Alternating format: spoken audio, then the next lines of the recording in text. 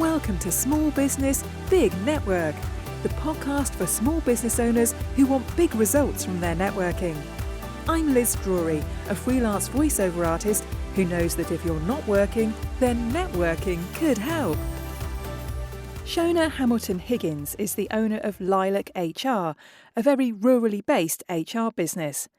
Shona says that networking helped her business get started, and she says she wouldn't be where she is today without it. Thank you very much for being on my podcast today, Shona. Thanks ever so much for having me, Liz. I'm super excited to be here. Now, you're in the field of HR. Has that always been your passion? How did you come to work in this particular sector?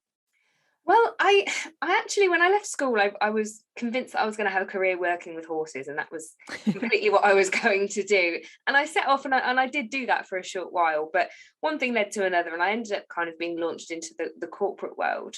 And after a couple of years working in a construction business, I'd worked my way up through various administrative roles, and I just ended up somehow getting drafted into the HR department. And I think the idea behind it initially was for me to help them with some admin, get all their training records collated, ready for audits and things like that. And just being in that office and being around HR professionals, being involved in the conversations that we were having, I started to think, oh, this could be quite interesting, because I am quite nosy, and you do generally have to be quite nosy to work in HR. And yeah, so I just kind of fell into it. And I thought, okay, this sounds like something I could do. And I was getting lots of coaching and mentoring from my managers at the time. And then unfortunately, I got made redundant from that role, which at the time, felt really, really awful. But it actually ended up being the making of me, because I was still living at home. So it wasn't a massive drama. And I basically just made it my job to find another job. Got another job within 4 weeks and put my redundancy payout to my CIPD qualification, my first CIPD qualification. So it kind of grew from there, really. So in essence, no, HR hasn't always been my thing. I never set out to work in HR. It was one of those things that I just kind of stumbled across, and turns out I'm pretty good at it. It's funny, isn't it, how life turns out. Like, you thought you were going to work with horses and you end up doing something in HR. I never thought that voiceover would be my career, and I kind of stumbled into that as well. And like you, I went through the whole redundancy thing, and so many people say that was the making of them. And for me, it was the kick up the backside. I needed to grow my business, and it sounds like it was it was the making of you, and that started you really on the HR journey. Yeah, I think it kind of gives you an opportunity to rethink things, doesn't it? Because you get into a job and you're going on that trajectory, and you just think, right, well, this is what I'm going to do to earn my money. And it's not until you're given an opportunity like a redundancy situation to kind of think, what do I want to do? What do I enjoy? And when you start asking yourself those questions, you think, oh my God, I don't know, which is normally the response. But it gives you that opportunity to actually think about it and seek a new opportunity. So I think, yeah, redundancy sucks in the moment, especially, when you're worried about paying for the house and, the bills and the kids and whatever. But I think overall it is the making of most people. Yeah, I think so too. So at what point did you decide to go self-employed, and what made you make that leap? Well, I had worked in corporate HR for about 8 years, and I'd worked my way up to the point where my next step in my career was going to be a HR manager. And I wasn't 100% convinced that was what I wanted to do, because although my role is kind of coaching my clients on how to manage their people, I'm not directly responsible for managing the people. Yeah. And actually, people management, when I'm having to be the manager, I don't enjoy. It's not my thing. And I was having a conversation with my husband, and I just said, I just don't know. I'm not happy in my job now because I've kind of got everything out of it that I can. I'm not really being challenged. I'm having to commute loads, and it's just not really working for me anymore. Don't know what I want to do. And my husband literally just said over dinner, just like set up your own business. Like it was that easy. So I kind of thought, that had never even been on my radar. I didn't even think that was something that I could potentially do. And we thought about it a little bit, and I set up the business on Company's House, and I sort of did all of that, which was very easy, I hasten to add. And then it kind of grew from there. So that was back in 2018. My then fiance and I were due to get married in October 2019. So I was really nervous about giving up a full-time salary prior to the wedding, because you know what weddings are like. It was a big deal, very expensive. So I thought, right, I can't do it until the wedding. We need to get that out of the way. So I applied for a HR manager role, but it was a standalone HR manager role. So I wasn't really having to manage anybody apart from the receptionist. It was a mile from home, so there was no more commuting, no more paying other people to walk my dog for me, no more doing my horses at 4 a.m. in the dark. No. None of which is fun. And that was for 18 months. So I thought, right, I can do that. That sees me through the wedding. That, you know, helps us build a bit of sort of momentum. I've got a bit more time back, so I can actually start to build the business in the background. And then that contract came to an end in May 2020, and I went self-employed on the 1st of June officially. Wow. And how was it going self-employed at that particular time? Do you know what? It could have been really terrifying, but I had got myself set up with a local business networking group. So I was feeling quite confident that I could get some clients from that. And we fully took advantage of COVID. We fully took advantage of it because everyone was offering payment holidays on everything if your employment situation had changed. So we took payment holidays for 3 months on everything. So we had no bills to pay, no mortgage to worry about, nothing. And that kind of relieved the pressure a little bit for that jump. So actually, that first day in my little home office was wonderful. It was it was so good. And so where did your first clients come from? How did you get them? My very first client was a referral from my husband, because he is always selling my services, bless his little soul. And then from there, I got a couple of clients through Facebook. I was just doing some basic social media posts. And then the majority of them started to come from my business networking group, which was fabulous. Brilliant. And so what kind of network did you go to? So it was a B&I group that I was part of. And I joined B&I about 2 months before I went self-employed. So I was attending the meetings at 6:30 in the morning and then rushing off to the full-time day job afterwards. So it's quite nice because I had the opportunity to sort of build those relationships with people, and I met so many people who live in my village. So we're in a little village just outside Norfolk. There's not an awful lot going on. Like, we're right out in the sticks surrounded by fields, and I've met so many people in business who are now either partners with my business or clients of my business, and they all live within a mile. It's ridiculous. And so was that all online networking at the time? Yeah, it was. Yeah, they'd literally just moved to online because of lockdown, because it was shortly after that first lockdown. And do you know what? It was brilliant, because being in my corporate roles, I'm used to having to build relationships with people you've never seen face to face. So I worked for 4 years on a remote HR team. So I was supporting managers who were based up north, and I was based in Peterborough. So, you know, and I had great relationships with all of those people, despite having never met them. So the whole online thing didn't really bother me. We had lots of online socials, which were an absolute scream. We did a murder mystery where everyone dressed up and were drinking lots, and it was just chaos. It was hilarious. And yeah, it was brilliant. Built so many good relationships with those people. Yeah, it's surprising how well online has worked, I think. Yeah, I think towards the end of the pandemic, people were starting to get a bit sick of it. People were ready to go and have that face-to-face connection. And I think, you know, B&I has got a bit of a reputation for being a little bit repetitive week on week, because you are listening to sort of the same B&I presentation, not the same member presentations. But so it can get a bit samey, and I think we started to lose engagement with the group a little bit towards the end of the pandemic. But online for me works so well, because I love anything that is time efficient. Yes. I hate wasting time. So, you know, if I can just turn up and do what I've got to do and then carry on with the rest of my day without traveling, wonderful. Yeah, same here. It's perfect, isn't it? Yeah. So I want to know a little bit more about your business now, because you have a specific niche, don't you? So what is your niche? So my niche is the rural and equestrian industry. Being HR, I can work with any business, but my favourite kinds of business to work with are the rural and equestrian businesses. So, for example, I've got a couple of equestrian centres on my books. I've got a branch of riding for the disabled as one of my clients. I've got a couple of farmers and a couple of growers.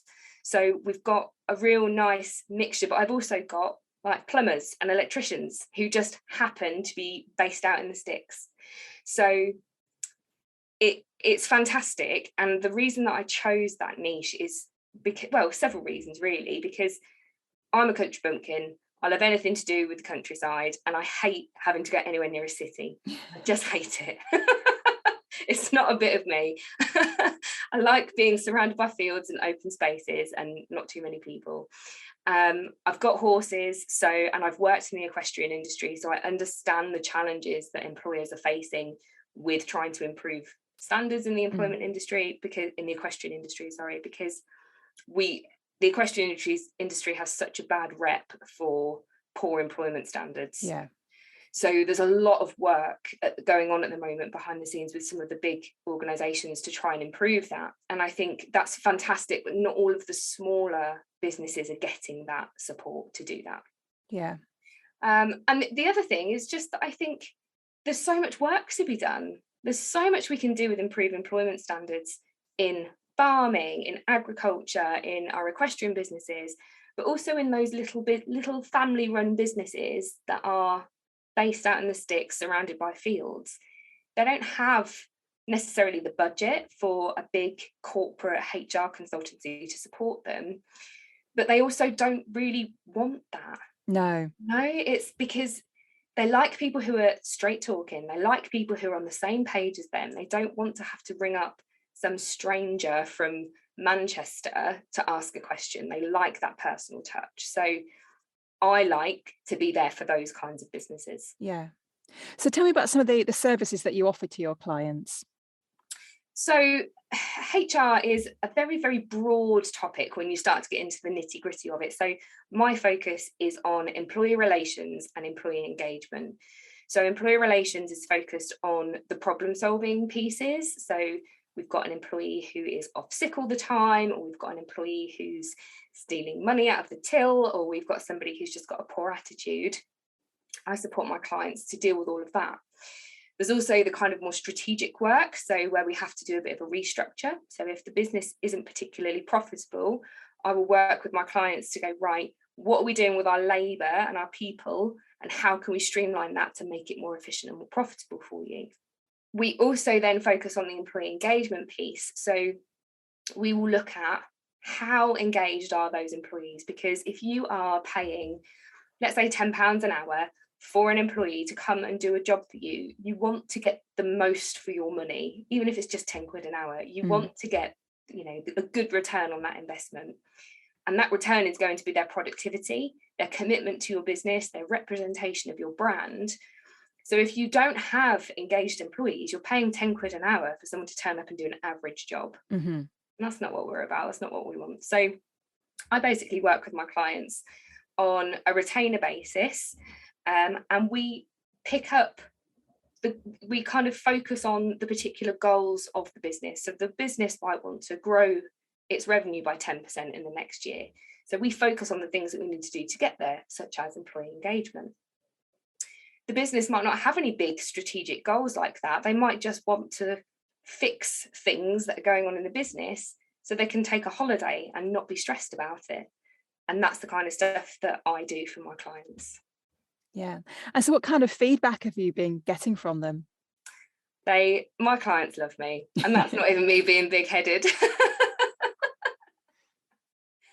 My clients absolutely love the fact that they can ring me up and they can rant and swear and cry down the phone at me, and there's no judgment. They can just be human. They can be exactly what they need to be in that moment.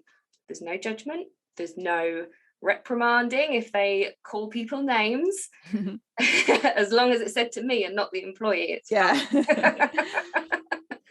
Yeah, so there's excellent feedback, and I think a lot of my clients some of them, I don't even speak to them for 6 months, 7 months of the year, because they haven't needed to speak to me. And I think that in itself is brilliant. You know, they shouldn't have that much drama going on in their business, because we've set them up so that they don't have things that they're going to need HR for. But if it does happen, they know they've got me in the back pocket. They can ring up whenever they need me, and we fix the problem. Take the stress away, just sort of cleanse the drama. That's a good way of putting it. Yeah. So tell me about the kind of networking that you're doing now. So you started off doing BNI. What are you doing these days? These days I'm kind of putting it about a little bit. I'm just kind of trying a few different things. I loved BNI, and BNI was absolutely brilliant for my business through lockdown, and I don't think I would be where I am today if I hadn't been part of BNI. But it reached a point where it wasn't quite working for me, and I couldn't get the right timing and the right chapter, and it just wasn't quite there. So I've just recently joined a network called the Ladies Countryside Community, which is exactly that. It's a community for ladies in the countryside, who might have businesses, might not, might just be people who enjoy being in the country and, you know, going shooting, or I don't know, walking their dog, whatever it might be. So that's a really nice community to be part of, and I've literally just joined that this week. I've also joined another network, which is a HR specific network, which is all around the well-being of HR, because, you know, HR is a really difficult kind of industry to work in, because you deal with everything that's going on in people's lives comes to you, and that can be a lot of emotion and a lot of pressure and stress to kind of deal with. So it's quite nice to have another community of people who know what it's like to work in HR.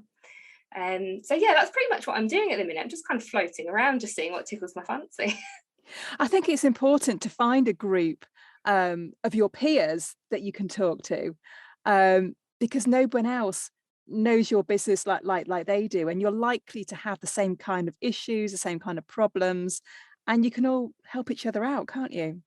Yeah, completely. You know, like, we actually had a conversation in the group the other day that there's no other profession where you have to deal with everything from suicide to people going to the toilet on the floor, and everything in between, you know. And I laughed out loud when I read the post, because I was like, I have literally dealt with both of those scenarios. And it must be quite good for your mental health as well, to have other professionals in your industry that you can chat to, because you've got to look after yourself as well, haven't you, when you've got all that coming at you all the time? Yeah, completely, because your whole role as HR is to care for everybody. So although I work for my clients who are the employer, I'm also taking on the kind of emotion from their employees, particularly when we have to sit in a meeting and you're sat there in front of an employee for whatever reason, and you've got their emotions, their anxiety, whatever's going on for them, plus you've got the employer who's really stressed out about the situation. There's a lot of emotion flying around. And sometimes you just need to decompress. You know, it's not even necessarily, I don't often find that the job stresses me out, but I think I've been in situations, and I've been in some really tense disciplinaries where you come out and you think, God, I need a drink. And you just need, it's nice to have, like you say, a group of your peers who completely understand what you're talking about and understand what you're going through, to just say, yeah, that's hard, that's not fun. Yeah. So do you think your business would be where it is without networking? Oh no, absolutely not, because I've just come across so many people, like I said before, who I wouldn't have met if it wasn't for BNI. You know, I've recently branched out into offering payroll services to my clients, and that's because I've partnered up with my accountant who lives half a mile down the road from me. How convenient is that? You know, a lot of my clients are people that I've met through networking events, and they've become clients after we've become friends. You know, we've gone out for drinks, and we've done various activities together as part of our networking groups, and then I'm the first person they think of when they need some HR support, or they refer me to people. And I've met so many people up and down the country who are brilliant referral partners for me and for my clients. You know, today, for example, I referred a client to a guy that I met through networking. It wasn't even a networking group. Someone I met in a networking group referred me to an employment solicitor down in Portsmouth or somewhere down there. He then referred me on to this person who does neurodiversity and lots of supporting people with disabilities in the workplace. So the second I have a case where we need some support with someone with neurodiversity, I was like, right, that's exactly who I'm going to send to them. And I just think networking it's just invaluable. It's so invaluable, but you've got to find the right mix of people. You've got to find your little tribe, I think. Yeah. So on that note then, if people want to find you, what's the best way for them to contact you? So the best way to get in touch with me is either on social media. My links, so I'm on Facebook, Instagram, LinkedIn, Twitter, TikTok, the lot, and it's all at Lilac HR Ltd. Super consistent because it's easier to remember. Or through my website, which is www.lilachr.co.uk. Lovely. Well, thank you very much for chatting to me, and the best of luck with your business. It sounds like you're flying already, but good luck for whatever comes next. Thanks so much for having me, Liz. Thanks for listening to Small Business Big Network. If you found this podcast useful, please do rate, review and subscribe. And don't forget to share it with the rest of your network too.